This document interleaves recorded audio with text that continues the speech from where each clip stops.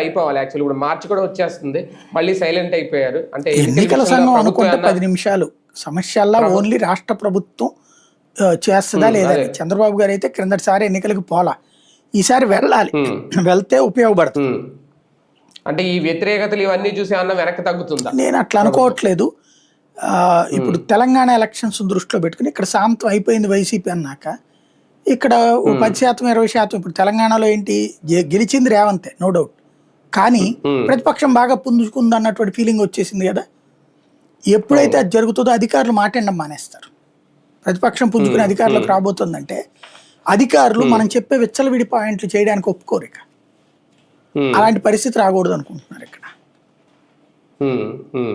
Sir, Telangana రాజకీయాలు కూడా చాలా ఇంట్రెస్టింగ్ గానే ఉన్నాయి నాకు తెలిసి. అంటే ఒక అనఫిషియల్ సమాచారం, మే నెలలో పార్టీ పెట్టబోతున్నారు కవిత అనేది.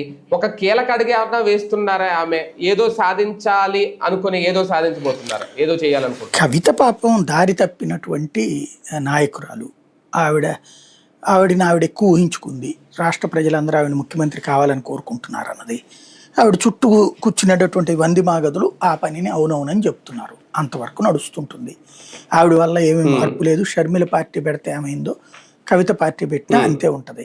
కొన్ని చోట్ల ప్రభావితం ఉండొచ్చును. ఏదైతే బీఆర్ఎస్ లోకల్గా ఉన్నటువంటి వీక్ ఇప్పుడు